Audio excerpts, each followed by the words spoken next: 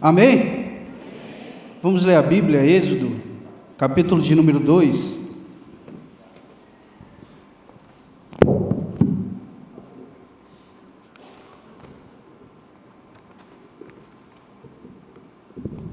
Enquanto você acha a referência bíblica, eu vou arrumando aqui meu esboço.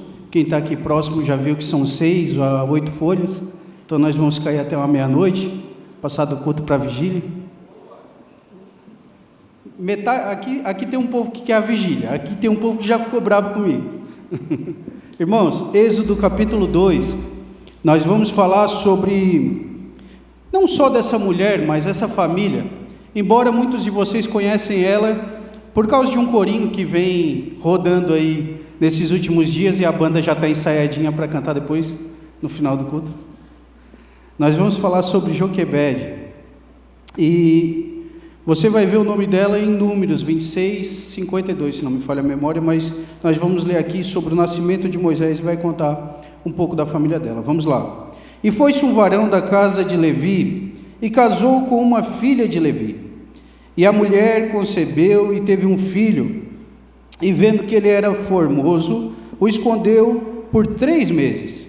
Não podendo, porém, mais escondê-lo, tomou uma arca de junco e a betumou com betume e pés. E pondo nela o menino, o pôs nos juncos à borda do rio. E a irmã do menino postou-se de longe para saber o que lhe havia de acontecer. E a filha de Faraó desceu a lavar-se no rio, e as suas donzelas passeavam pela beira do rio. E ela viu a arca no meio dos juncos, e enviou a sua criada, e a tomou. E abrindo-a, viu o menino, e eis que o menino chorava, e moveu-se de compaixão dele, e disse: dos meninos dos hebreus é este. Então disse sua irmã, a filha de Faraó: irei eu chamar uma ama das hebreias, que cria este menino para ti? E a filha de Faraó disse-lhe: vai. E foi-se a moça, e chamou a mãe do menino. Então lhe disse a filha de Faraó: leva este menino, cria-o, e eu te darei um salário por isto. E a mulher tomou o menino e o criou. E sendo o menino já grande, ela o trouxe à filha de Faraó, a qual o adotou. E o chamou seu nome de Moisés, e disse: porque das águas o tenho tirado. Amém? Se você querer deixar sua Bíblia aberta, nós vamos tirar algumas aplicações, irmãos, para a nossa vida de fé diária. Eu sei que hoje é o Dia das Mães e vou falar um pouco sobre isso também, porém não podemos esquecer o conjunto, a família que estava vivendo nessa época. O livro do Êxodo é a continuação do livro de Gênesis. 70 pessoas são convidadas, lembre disso, são convidadas a ir morar na potência da época que era o Egito. Eles entram e são bem recebidos, escolhem a terra a qual gostariam de habitar, e essas pessoas, membros da família de José, que desceram até o Egito, eles se tornaram uma grande multidão, cresceram, ficaram numerosos, e isso os prejudicou, não foi bom para eles, porque trouxe não segurança para eles, porém perseguição. O faraó da época achou isso muito ruim e quis, de certa forma, acabar com o povo hebreu. E para nós entendermos melhor o texto que eu li a vocês, do capítulo 2, é necessário que a gente faça um panorama e use. É necessário. Aleluia. É necessário. Nossa, a voz agora ficou até mais bonita, a minha voz. É necessário que a gente faça um breve panorama no capítulo 1 e use este capítulo como um norte para nos guiarmos por essa história tão maravilhosa.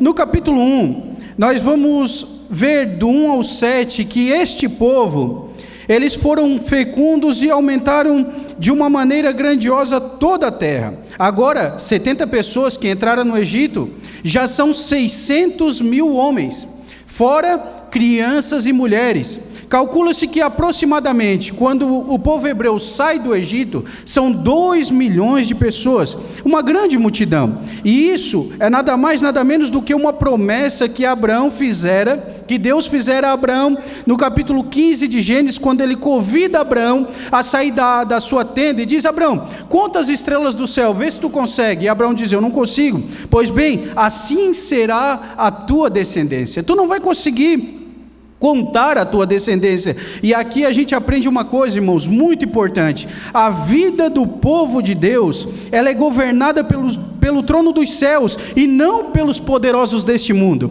Há uma promessa sobre a vida do povo de Deus, e este mesmo está sendo governada pelo próprio Deus, e não por esses que se dizem governadores de tudo e de todos.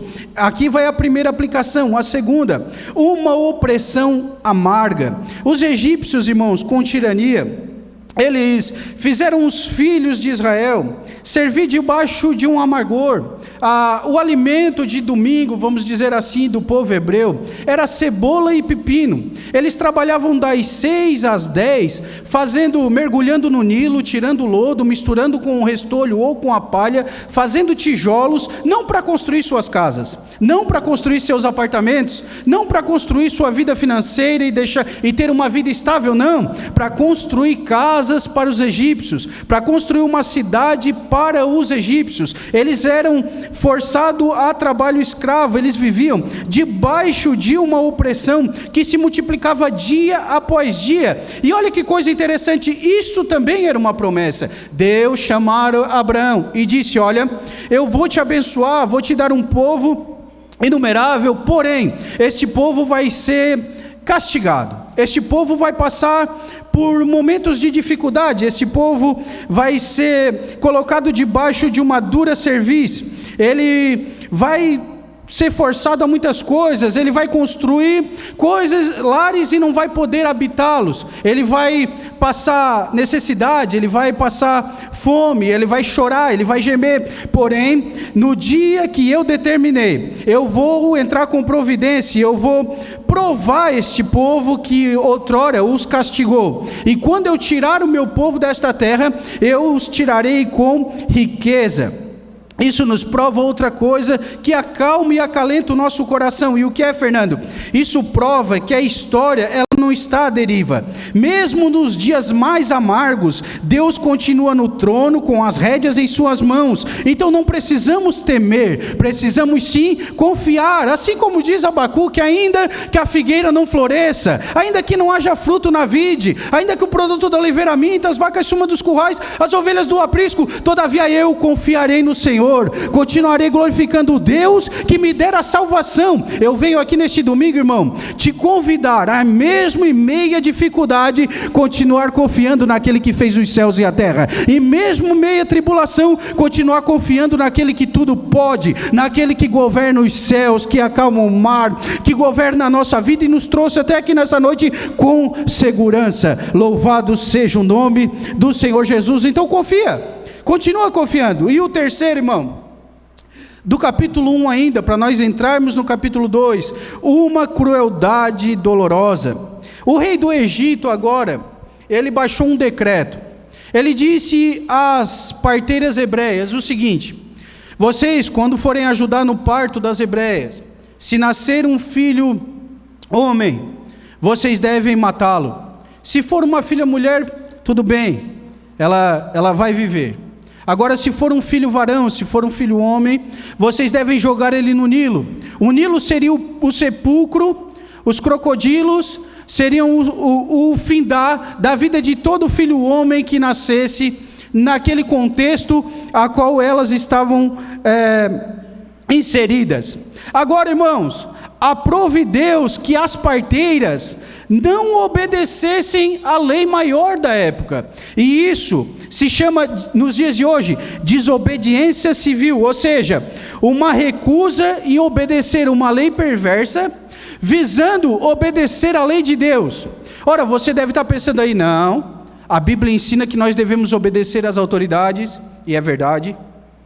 A Bíblia ensina que nós devemos seguir as leis, e é verdade. Só que ela te ensina isso até que uma lei não vá contrária à palavra de Deus, não vá contrária à sua regra de fé. A partir do momento que, sei lá, o presidente agora inventa de uma lei que vá contrária à nossa fé, que vá contrária às Escrituras, que vá contrária àquilo que Deus nos ensina. Então, o pastor, o presbitério, você, como servo de Deus, pode, diante de Deus, desobedecê-la. Por quê? Porque a Bíblia diz que importa obedecer a Deus do que aos homens. Os homens matam a carne e nada mais pode fazer. Deus mata a carne e mata o espírito. Então, você pode acompanhar isso, depois com o tempo, em Mateus 20, Romanos 13, 1 Pedro 2. As parteiras, elas não obedeceram a Faraó, obedeceram a Deus. E quando eu era muito pequeno ainda, mãe levava na igreja, e tinha um pastor que falava que, esse ditado é até os dias de hoje, que o alfabeto do crente é obedecer. E de fato é. A Bíblia diz que é melhor obedecer do que sacrificar. E elas, por obedecerem a Deus, temerem mais a Deus do que aos homens, Deus o que fez com elas? Abençoou, deu a elas família, elas foram recompensadas por sua obediência. Agora o Nilo, ele já não mais é o sepulcro dos bebês, mas o berço para o libertador daquela época, que seria Moisés. O lugar onde seria de morte, Deus estava preparando para nascer ali, ou para ser guardado ali mesmo, o libertador de Israel. Os homens, irmãos, eles não podem frustrar os planos de Deus, ainda que o mal se levante contra o povo de Deus para o destruir. Isso não impedirá de ele continuar crescendo. Eu tenho certeza que com isso você vai alegrar o seu coração agora. Se não der um glória a Deus para fora, vai dar um glória a Deus dentro de você mesmo. Olha só, vimos isso na história dos hebreus ali no Egito, querendo destruir os meninos. Vimos isso na história de Jesus, quando Herodes diz: eu quero que matem todos os meninos.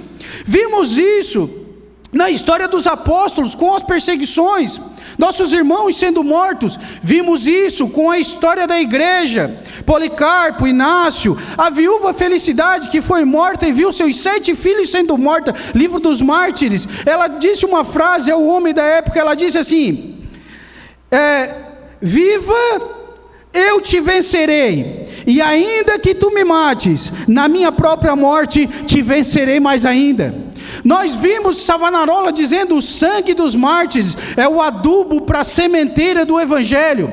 Nós vimos homens e mulheres tombando sim, diante da terra, sendo largado a leões, sendo crucificado, sendo mortos apedrejados, sendo neles ateado fogo, morrendo queimados, afogados. Nós vimos sim seus corpos tombarem aqui nessa terra, mas pela fé, eles em um fechar e abrir de olhos, eles tombam aqui nessa terra, mas acordam de pé diante de Deus, porque não existe alguém que nasceu para matar um servo de Deus. Ninguém pode acabar com a igreja de Cristo. A igreja de Cristo, ela é invencível, ela é inabalável. Jesus disse: as portas do inferno não prevalecerão contra a minha igreja. Seja tentando matar Moisés, seja tentando matar nosso Cristo, que venceu a morte, como o pastor Bruno pregou aqui. Cadê inferno a tua vitória? Cadê inferno o teu aguilhão? Matando os profetas, os pais da igreja, ou até mesmo hoje que nós assistimos pela televisão a perseguição contra a igreja de Cristo, homens sendo mortos diariamente. A igreja, ela é invencível. Por quê? Porque tem um rei que reina sobre ela, tem um rei que é Senhor sobre todas as coisas, e esse se chama Jesus Cristo de Nazaré, o Senhor da minha e da tua vida, irmãos. A igreja é imparável. Afunilando um pouquinho, eu estou aqui na Viva desde o início, e eu poderia usar a igreja como exemplo. Olha, nós não somos uma parte dessa igreja invencível. Você acha que quando ela nasceu, o Bruno poderia falar com mais propriedade, todas as pessoas bateram nas costas e disseram: olha, vai em frente, vai dar tudo certo? Não, pessoas achavam que era só mais um mero sonho, ou só mais uma igreja que abriria e não duraria 2, 3, 4 meses. E olha, estamos aí caminhando para a segunda. E Deus dia após dia abençoando. Sabe por quê? Porque estamos no centro do querer. Estamos procurando estar no centro da vontade. Então, irmãos, continue em frente, mesmo em um tempo difícil. Siga em frente mesmo em um tempo de tribulação. Não desista, não desanime, não pare na sua caminhada. A Bíblia diz que melhor para mim será o fim do que foi o começo. Ei, levante a sua cabeça. O que fazes aqui, Elias? Saia da caverna, siga em frente. Deus é contigo. Amém? Aleluia. Preparando tudo isso, vimos um Deus, irmão, que, como Paulo escreve aos Romanos, transforma o mal em bem. Ele escreve isso aos Romanos. E agora vimos Deus providenciar uma família, em especial Joquebede. Entramos agora no capítulo 2. A primeira aplicação que eu tiro lendo o capítulo 2 é que o amor, ele nunca desiste. Ora, você leu que um filho de Levi casou-se com uma mulher da casa de Levi. Ela vivia em um contexto totalmente difícil, o contexto que eu falei a vocês agora há poucos minutos, onde se você tivesse um filho homem, provavelmente ele seria morto, onde você nascia escrava, seu filho nascia escravo, sem perspectiva de vida, de um futuro melhor. Assim era o contexto a qual esta mulher nasceu. E por que tu está falando assim, Fernando? E o amor nunca desiste, porque ela fez do limão uma limonada. Mesmo olhando esse contexto, ela se casou. Mesmo olhando esse contexto difícil, ela procurou o amor. Alguém para amar e alguém para amá-la. Ela não se entregou àquele momento de aflição ou de dificuldade. Eles se casam em um contexto difícil, onde parecia um pesadelo. E parafraseando aqui, abrindo parênteses, às vezes eu tenho a oportunidade de conversar com algumas pessoas, outros jovens, e eles dizem assim: não tem condição nenhuma de se casar nos dias de hoje. Tu não vê o mundo a qual nós vivemos? E olha, Jesus ele disse: olha, Pai, não os peço que os tire do mundo, mas que os livre do mal. Nós estamos inseridos aqui, nesse contexto. E as pessoas, com medo do que está à sua volta, elas vão abrindo mão de viver. Elas vão deixando de viver, de se relacionar, de amar, de abraçar, de construírem famílias, por causa de um contexto a qual elas estão inseridas. Só que eu vou replicar aqui frases que o Bruno já disse outrora. Irmãos, o contexto a qual nós estamos vivendo, vai te entristecer ou não, a tendência dele não é melhorar.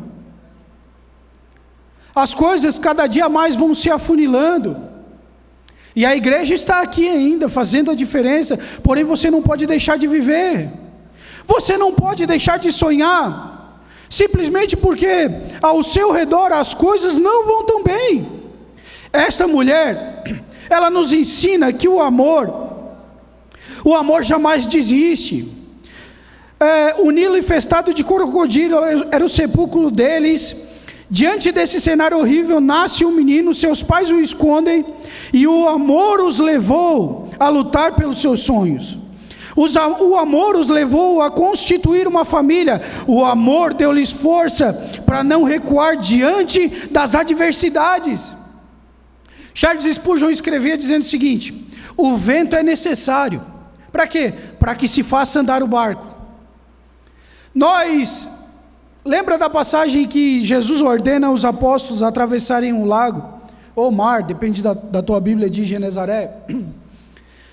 O vento sopra, eles se desesperam, mas foi Jesus que ordenou e eles chegam do outro lado. As pessoas às vezes confundem ser cristão e não passar dificuldades, servir a Deus e não enfrentar ventos contrários.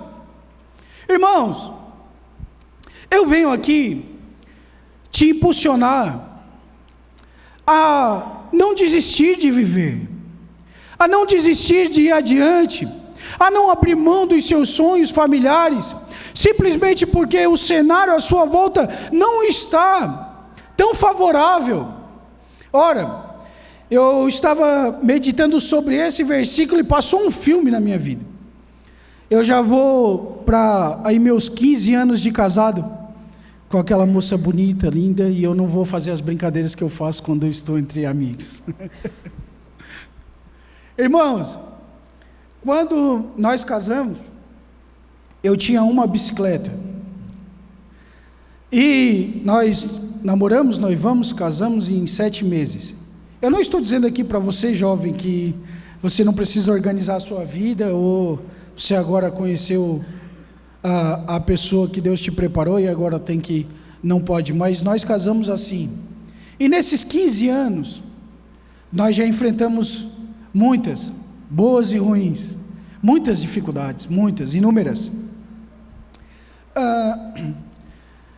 Eu poderia aqui enfileirar inúmeras para vocês, mas quando nós casamos, eu não vou esquecer, e a Sayonara também não vai esquecer, de uma pessoa que veio e disse assim: se vocês morarem debaixo da ponte, vocês não vêm me pedir ajuda nenhuma, vai ficar vocês e o filho debaixo da ponte. Irmãos, nós já tivemos carro roubado, e não era uma bênção na minha vida. Aquele Chevette só me incomodou, misericórdia. Eu não tenho nada contra o Chevette, embora eu prefira a Fusca, eu gosto de carro antigo, mas ele só me perturbou. Eu lembro de terno e gravata aqui, pronto para ir para o culto, magrinho com meus 30 quilos a menos, e a Sayonara, pronto, e a gente embarcava e ele não pegava, ou ele parava e deixava a gente pelo meio da rua. Eu lembro de uma vez que nós fomos pregar em Araranguá, os pneus no arame, e o pastor, chegamos no culto 4 horas, saímos daqui 1 da tarde, pensando que talvez não chegaria, a gente ia de ônibus de qualquer jeito. E quando chegamos lá, o pastor: meus filhos, vocês já vieram? Com que vocês vieram? Quando o pastor olhou assim, pastor, na mente dele, ele perguntou: e chegou? Chegamos, e na volta, eu e a Sayonara veio orando, dizendo assim: Sayonara, se subir o Morro da Bananeira está ótimo, porque depois é descida. Quando trocamos, com a graça de Deus, pegamos um Golzinho 94, parecia que eu dirigia uma BMW. Eu estou falando aqui, eu tenho certeza que ela vai estar lembrando, pastor Bruno, nós fomos pregar ali perto do Rio Maina, e a gente vinha conversando assim: ai amor, não faz nem barulho, né? Porque o Chevette, a descarga balançava, era terrível, não faz nem barulho, e para nós era uma bênção. E daí roubaram. Bem em seguida, nós descobrimos que o Davi era surdo. Hoje eu falo a palavra surdo naturalmente. Você está no meu convívio, você vai ver eu dizer assim: meu Deus, esse surdo só incomoda, misericórdia. Não tenho mais problema nenhum, mas na época era terrível. Nem as informações que nós temos hoje, igrejas que têm se preparado para receber essas pessoas. A Criciúma não tinha acesso, era bem complicado. Muitas foram as dificuldades, nós fomos nos encaminhando por aqui, por ali. Eu como um pregador, na época era bem pentecostal, hoje eu não grito. Eu falava: não, vai ser um pregador. A Sayonara: não, vai cantar. E você desenhava os planos para o seu filho, e talvez eu estou falando aqui, e você vivesse algo parecido, e isso te abala, ou se está sendo transmitido, as pessoas podem vivenciar isso me ouvindo, através da internet. Irmãos, foi como se teus sonhos e teus planos frustrassem, tudo fosse por água abaixo. Eu amassei uma panela de pressão do lado do ouvido dele. Muitas foram as vezes que eu subi no monte e falei: Deus, então me deixa surdo e dá audição para ele. Não sabia, aprendendo a orar ainda. E campanha, a minha casa parava mais com gente na minha casa do que na igreja. Eu convocava todo mundo à vigília, à oração. Eu nunca orei tanto na minha vida, irmão. Nunca orei tanto, nunca passei uma fase tão crente na minha vida. Mas Deus Não deu audição a ele. Depois fomos passando, carro roubado, pegava o Davi, eu ia com a Ducato para Floripa, ele fez toda a cirurgia em Florianópolis. 3 horas da manhã, Ducato, quem já vivenciou isso, talvez você não vivenciou, eu com ele na quadra, os rapazes fumando pedra, mesclado, eu chegava e pedia assim, eu vou ficar com o meu menino aqui esperando a Ducato da prefeitura, tem como? Não, tranquilo, sou criado tranquilo, eles iam, e eu ficava lá, ia com o Davi, ficava o dia inteiro, uns tratavam lá, outros aqui, outros acolá, tinha que esperar o último para poder voltar para Criciúma. Chegava em Criciúma, passava lá com R$10 o dia inteiro, dia da cirurgia, e eu estou aqui fazendo um resumo, Sayonara, grávida da Sara, enfrentando tudo isso, momentos difíceis, enchente, fomos pastorear, a água levou tudo, não sobrou nada, nós morávamos atrás da igreja. Eu lembro, quando eu consegui fazer um buraco na parede, a água foi embora. Quem já vivenciou sabe, só fica lodo, é horrível. A Sara era pequenininha, ela falou assim, pai, a chuva levou a minha Peppa e o meu vestido de princesa embora. Terça-feira, dia de culto, vamos pegar uma roupa emprestada e pregar. E você sobe e diz, Deus vai te dar vitória. Momentos difíceis. E você talvez está me ouvindo hoje e está enfrentando momentos difíceis. Talvez foi um desemprego que balançou seu casamento, uma doença inesperada, um projeto que você desenhou em sua mente e disse, vai dar certo, vamos, e você, botou dinheiro lá, não deu certo, agora está passando dificuldades. Eu venho aqui te trazer uma palavra dizendo, o amor tudo sofre, tudo crê, tudo suporta, o amor tudo vence. E foi o que Joquebede nos ensina. Ela nos ensina dizendo, ei, eu estou vivendo um momento difícil, porém o amor irá superar. Sabe, eu vejo hoje casais, ei irmão, casou, aguenta o tranco, e segura, vai firme, dobra teu joelho, clama a Deus, não vai vivenciar só momentos bons na sua vida, e é para isso que Deus colocou ela do seu lado, ou ele do seu lado, passando dificuldades. Outros casais, eles têm, Deus o abençoa em tudo. Ora, a maior preocupação deles é ver para onde vai fazer a próxima viagem, França ou sei lá, e mesmo assim não conseguem. Irmãos, deixa eu te dizer, falta o amor de Cristo. Peça a Ele, clame a Ele. Não desista do seu relacionamento, não desista do seu casamento, não desista da sua família. Creia, você vai passar. Uma história que é bem contada, um rei chamou seus sábios e disse, eu quero uma frase aqui na minha coroa, para todos os dias eu me olhar no espelho, e esta frase, quando eu estiver alegre demais, ela vai me botar soberbo, e me achando, e achando que nada me abala, ela vai me colocar no meu lugar. E quando eu estiver desanimado de tudo, ela vai me trazer novamente, vai me dar força. O sábio veio e disse, escreve o seguinte, tudo passa. Nossas vidas são feitas de fase.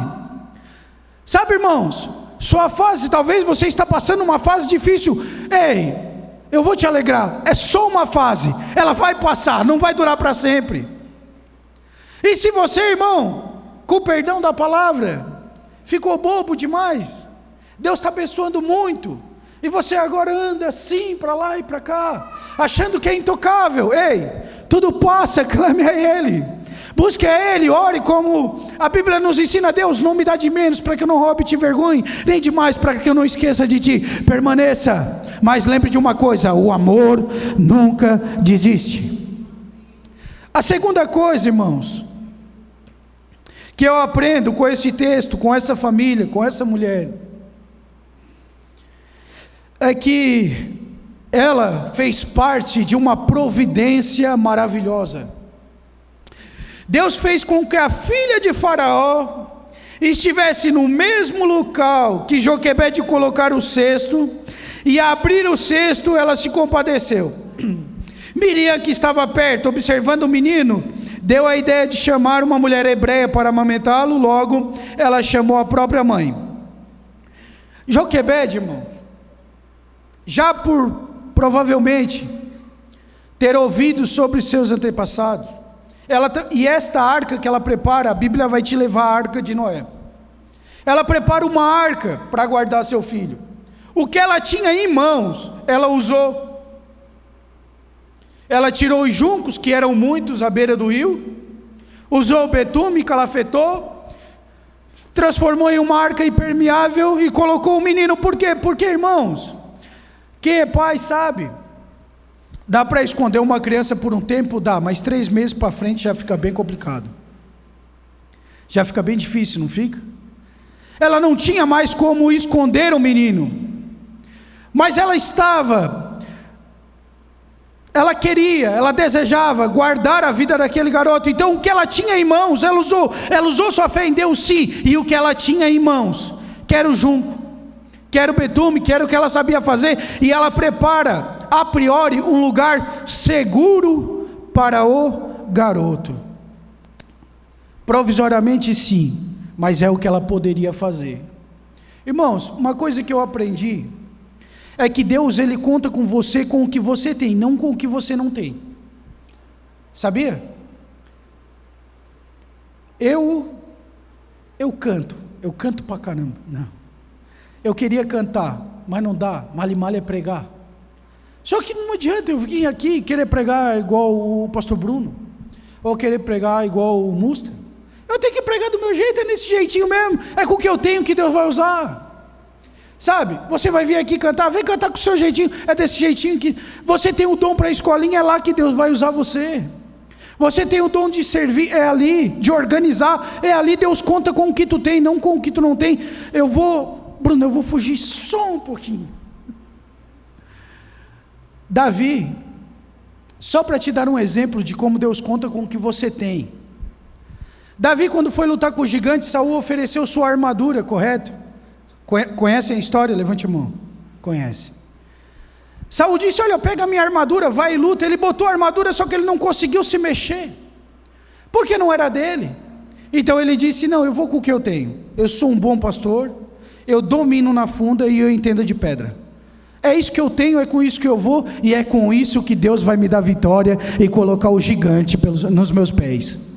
Então ela usou o que ela tinha, e com o que ela tinha, ela prepara essa arca. E agora, irmãos, essa arca, ela coloca no Nilo, sim ou não? Sim, mas mais do que colocar no Nilo, ela coloca nas mãos de Deus, porque dali para frente, ela já não poderia fazer mais nada. A arca de Noé, que também foi preparada para salvar vidas, dividida em seus andares, muito bem distribuída e organizada, mas ela não tinha algumas coisas. Ela não tinha um leme, ela não tinha uma vela. Aí você me pergunta: por que tu está falando isso? Porque quem guiava o projeto, quem guiava a arca era Deus. A arca, sim, estava salvando vidas, sim, estava dando continuidade a um projeto, sim, porém, quem guiava o projeto, quem cuidava do projeto, era Deus. A mesma coisa, esta mulher está nos ensinando: ei, Deus, eu fiz a arca, está aqui, mas daqui para frente, está nas tuas mãos. Aí eu quero te dizer uma coisa: quem sabe você já colocou o seu filho diante do psicólogo? Já colocou o seu filho diante de um médico, talvez o melhor de Criciúma, ou de Santa Catarina, ou do Brasil?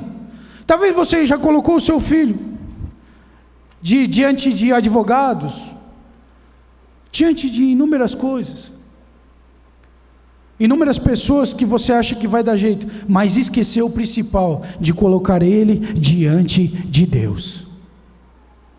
Você esqueceu de colocá-lo diante daquele único que pode resolver esta causa. Vou usar o meu testemunho, e eu já contei aqui uma outra vez. Eu bebi da 1 a 51, fumei tudo que tu pode imaginar, envolvi com o crime, e era semanalmente pessoas batendo na porta da casa da minha mãe para dizer assim, ó, Mário, só vim aqui te dizer uma coisa, para o Fernando, ou é a cadeia ou é o caixão, para ele não tem mais jeito nenhum.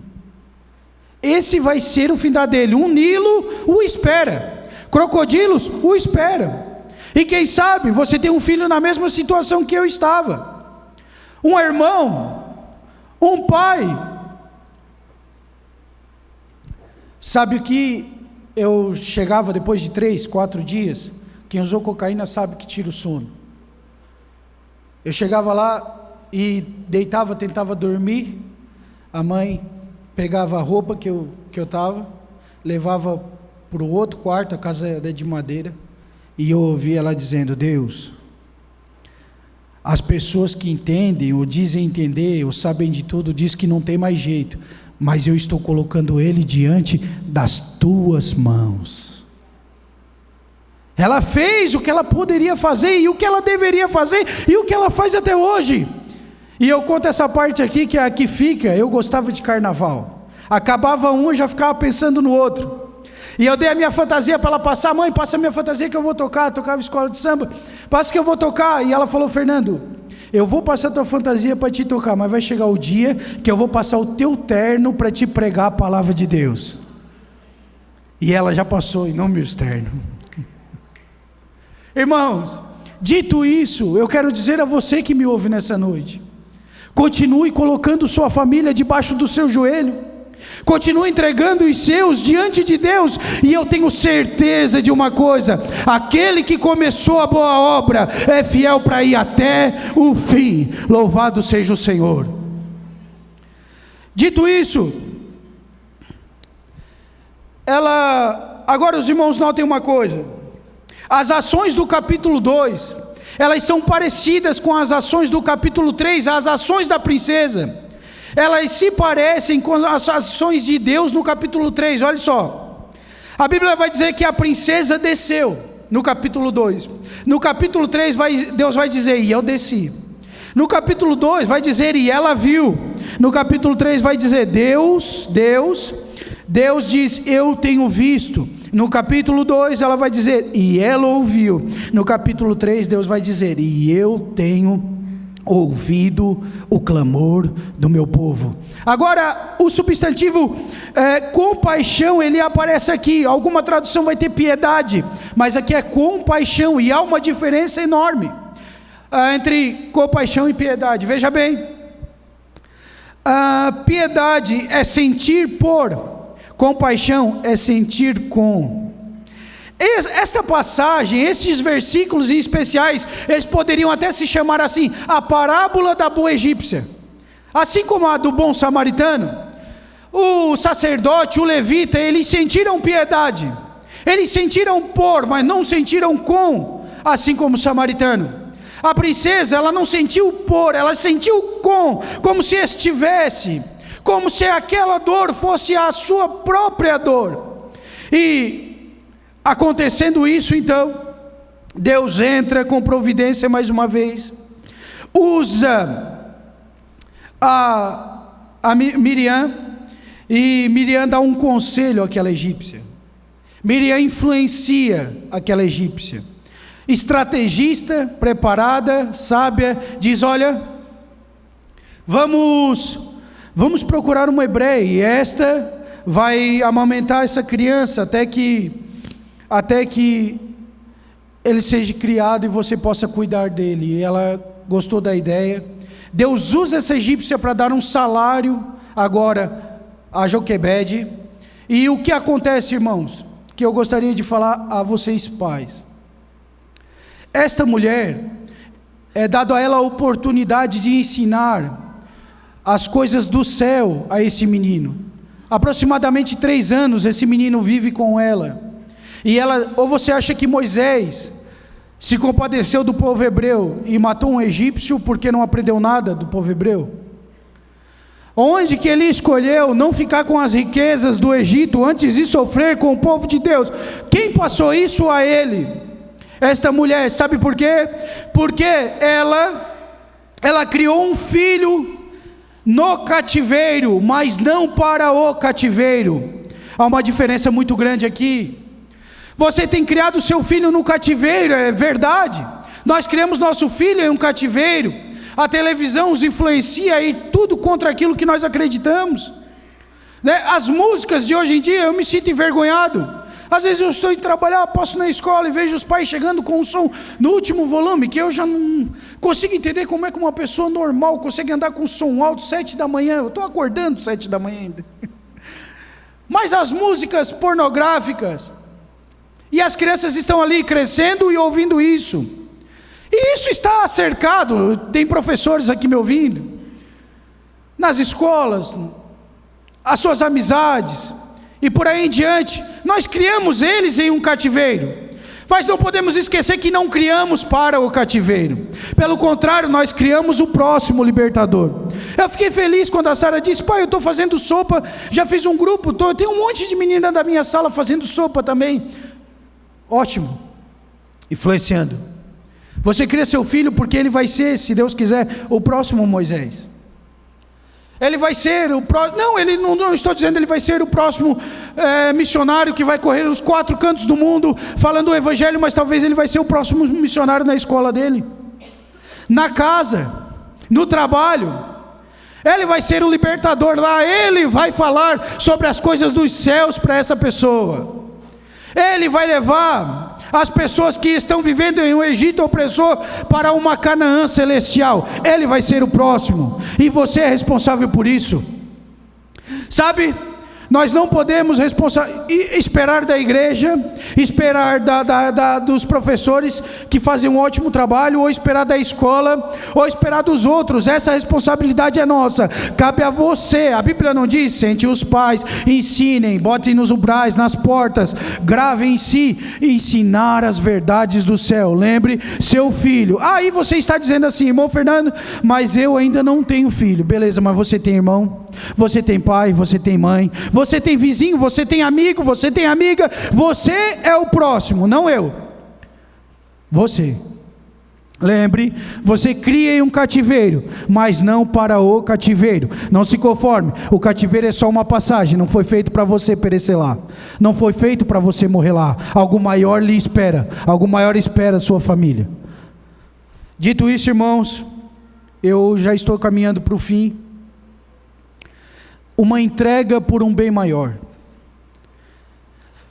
Eu gostaria que você entrasse agora, usasse a sua imaginação e se colocasse no lugar de Joquebede por alguns minutos. Imagine o trauma emocional desta mulher. Imagine o trauma que ela sofreu depois de passar 3 anos com esse menino, agora ter que entregar a princesa. Difícil, não? Ou foi fácil? Eu tenho o Jonathan, que acho que conseguiram acalentar ele, que ainda não fica na escolinha.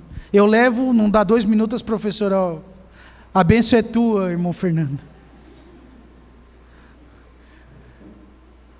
Está com seus 2,5. A Cátia às vezes brinca, ela diz: Cátia, vai fazer outro? Não, tem o Jonathan dele, para mim já está prontinho. Não dou, não empresto, não vendo. Quem é mãe, quem é pai sabe. É seu e você morre por ele. Não é verdade? Agora imagine ela ter que entregar a princesa. Daí você pergunta: mas por que ela fez isso? Ela fez isso na esperança de um futuro melhor. Nós vimos no decorrer das escrituras outras mulheres. Vou usar só Ana aqui.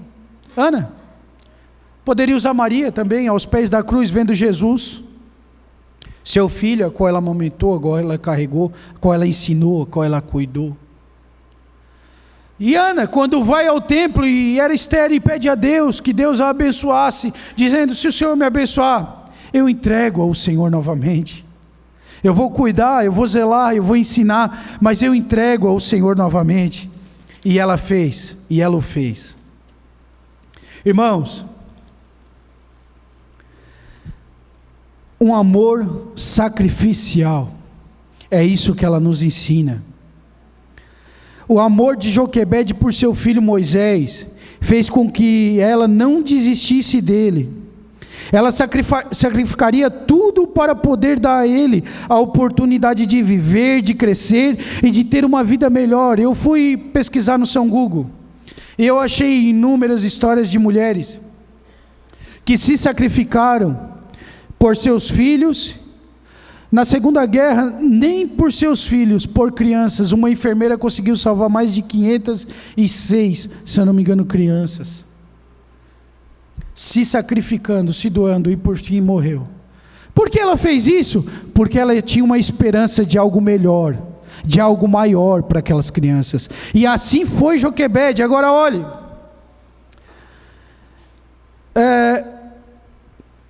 poder dar a ele uma oportunidade de viver, de crescer, de ter uma vida melhor, mesmo que isso significasse ver seus filhos nos braços de outra mulher a quem a chamaria de mãe.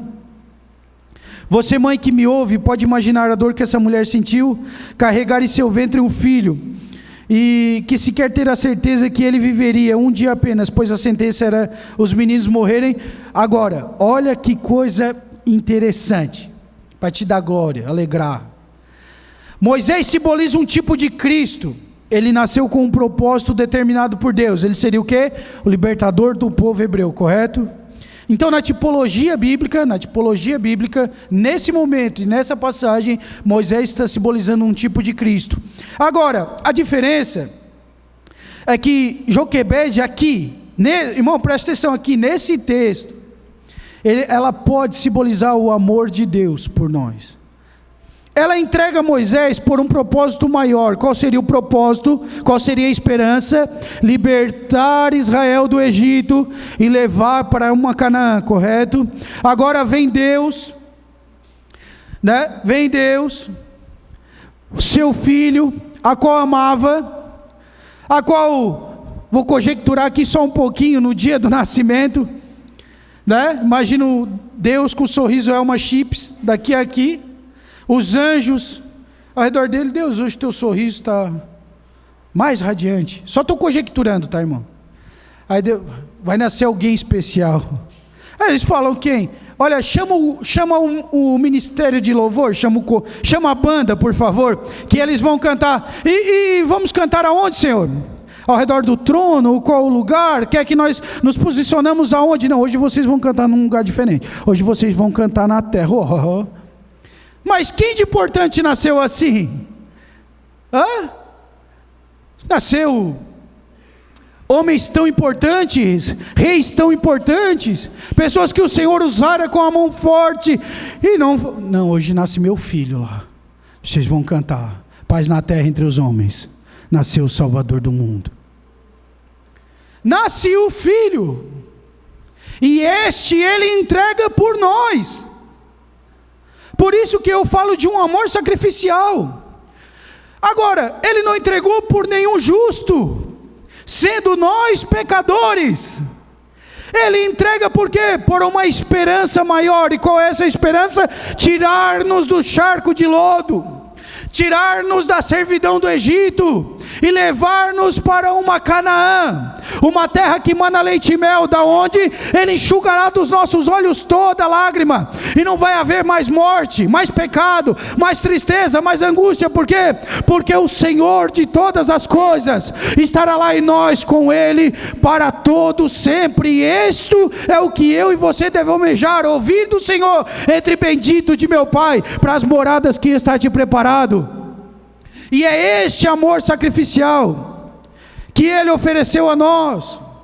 Jesus, por sua vez, teve que ser morto para que um propósito infinitamente maior se cumprisse. Deus sacrificou o único que era digno do seu amor, o único que merecia ser chamado filho, e ele fez isso por mim e por você, irmãos, por mim e por você. Pecadores indesculpáveis, merecedores da morte, mas o Filho de Deus se entregou e derramou seu sangue por nós. Por isso que Paulo diz: vocês não foram comprados nem com ouro nem com prata, mas pelo sangue precioso do Filho de Deus. E agora eu pergunto, assim como Isaías disse, né? Ele foi moído por nossas transgressões, por nossas iniquidades, O castigo que nos traz a paz estava sobre ele, pelas suas pisaduras nós somos sarados diante deste amor sacrificial. Eu pergunto a você, irmãos, e eu sei que nada de bom que façamos, absolutamente nada, poderá se comparar a esse amor de Jesus por nós, mas por isso eu pergunto, o que nós temos feito diante dessa graça? Ora, eu sei, você vai dizer, os irmãos teólogos vão dizer, pastor, mas a gente não tem como comparar, não dá para, não, nós não somos salvos por nossas obras, mas as obras refletem se nós fomos salvos ou não. E diante deste amor, o que nós temos feito? Esse amor, e eu vou perguntar a você, eu não escrevi aqui, esse amor te constrange? Vamos sair daqui constrangidos por esse amor? Constrangidos ao ponto de nos esforçarmos um pouco mais, irmãos, para ser salvos? Não. Mas para que outras pessoas venham também conhecer este amor. Será que você pode sair daqui refletindo sobre esse amor sacrificial, esse amor que entregou tudo, sabendo que nunca seria correspondido à altura? Será que você pode servir um pouco mais? Você pode se doar um pouco mais? Você pode se gastar um pouco mais? Você pode orar um pouco mais? Você pode contribuir um pouco mais? Você pode consagrar um pouco mais? Você vai conseguir vencer esse pecado, porque em nome de Jesus Cristo esse amor vai te constrangir a não permanecer nele mais, a abandoná-lo ele para todo sempre. Este amor vai te constrangir, este amor sacrificial, este amor que entregou o seu Filho, para que, irmãos, nós possamos herdar o reino do Pai, o reino dos céus. Eu gostaria de fazer algumas aplicações, e se os irmãos puderem subir para cantar, não o corinho, por favor. Irmãos, em Gênesis 15, como eu falei, Deus prometeu a Abraão que sua descendência seria muito numerosa, e que eles seriam prósperos, porém, alguns versículos abaixo fala da grande opressão que o povo viveria nas mãos de seus inimigos. Agora, fazer parte do povo de Deus, estar em uma igreja, ser um cooperador da obra de Cristo, não significa que viveremos nessa terra sem qualquer tribulação. Passaremos por aflição, trauma, doença, dificuldades, perseguições, perdas dolorosas, mas saberemos que Deus está no controle, e saberemos que venceremos todas essas coisas. E isso, tudo isso, não pode impedir a promessa de salvação, de ela ser cumprida na nossa vida e daqueles que perseverarem até o fim. A segunda aplicação é que Deus ouviu o clamor do povo hebreu no cativeiro, e Ele também ouve as nossas orações. Ele não mudou, suas misericórdias duram para sempre sobre aqueles que o temem. Quanto tempo você tem gasto em devocionais, irmãos? Todo culto é falado isso, e é porque deve ser falado, e talvez você está pensando assim, mas todo culto fala isso? Então, já botou em prática? Não, então vai continuar sendo falado, até começar a botar em prática. Quanto tempo você gasta em devocionais, irmãos? Orações, leitura. Sua vida cristã não pode ser decidida somente em um culto de domingo. Você não pode viver a sua vida de cristianismo só no domingo, ou só no PG. A sua vida cristã, ela precisa ser contínua. Por isso Paulo escreve: sede firmes e constante. Ore hoje, ore amanhã, ore depois. Leia hoje, leia amanhã, leia depois, continue. Quanto tempo você tem gasto? Qual é a sua prioridade?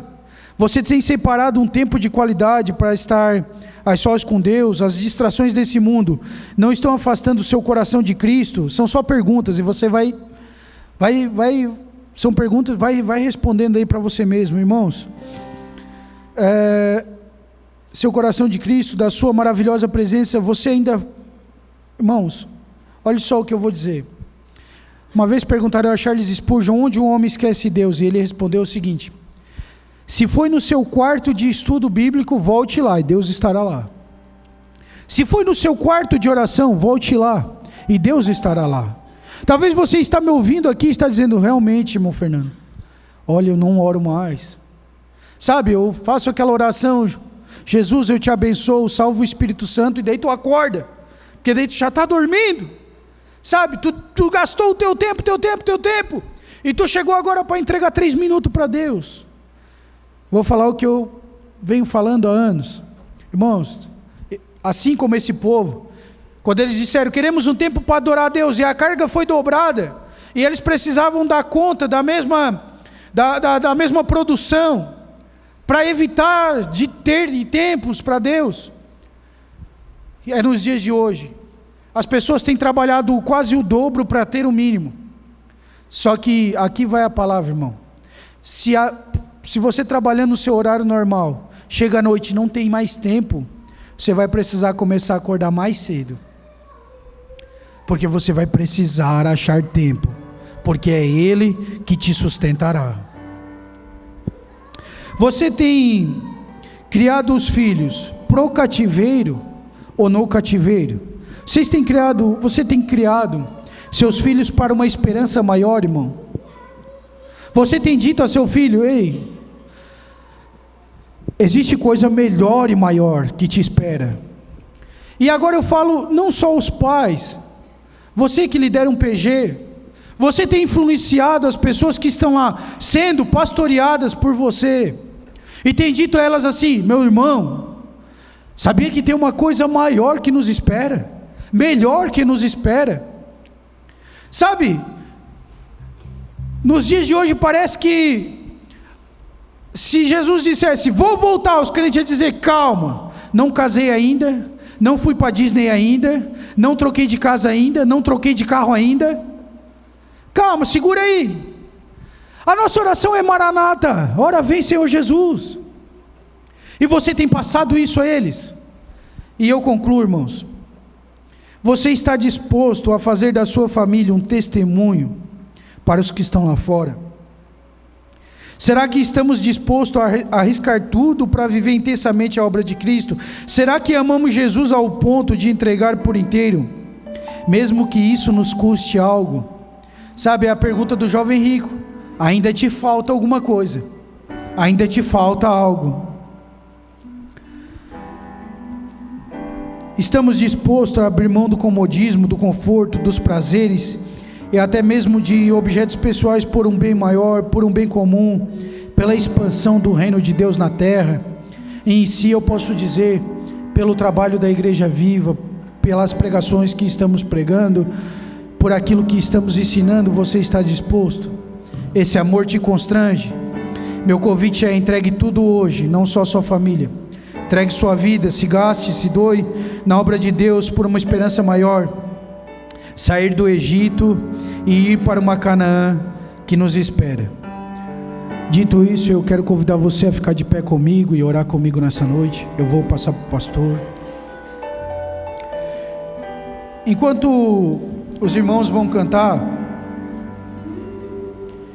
eu não vou falar aqui algumas frases e alguns convites para forçar no teu coração, irmãos, mas a minha oração durante essa semana, a minha oração hoje, é para que Deus, através do Espírito Santo, Ele visite o teu coração, Ele visite a tua alma, Ele coloque teu coração na moeda, Ele tire de lá o mais precioso óleo, Ele faça você sair daqui com um desejo de se doar dia após dia, mais e mais, pelo reino de Deus, de você não entregar só seu filho agora, de você entregar sua família, de você entregar sua vida, de você entender que Ele entregou o melhor, e nós vamos entregar tudo que há em nós, tudo que nós somos, e nós vamos orar nesse momento,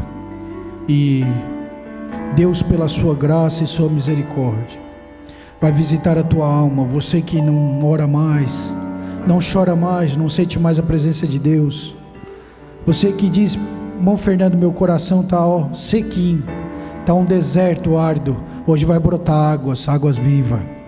Eterno Deus, Senhor e soberano, sobre tudo e sobre todos, a Ti eu oro em nome do Teu Filho Jesus nessa noite.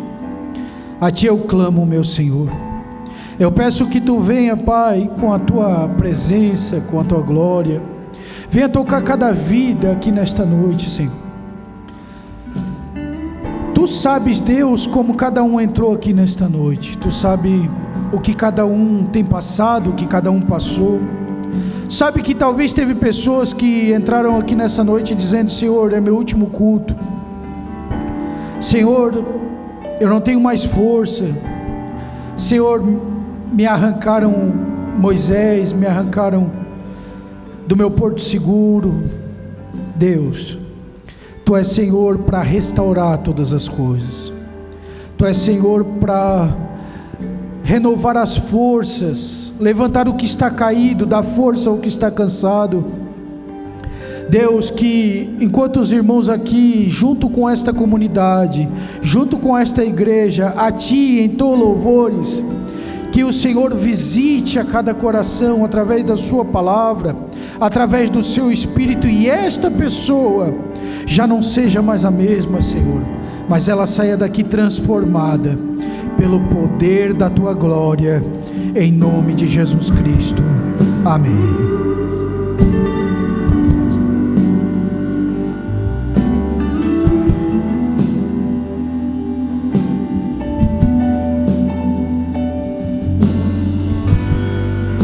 A Ti eu vou clamar, pois tudo vem de Ti e tudo está em Ti.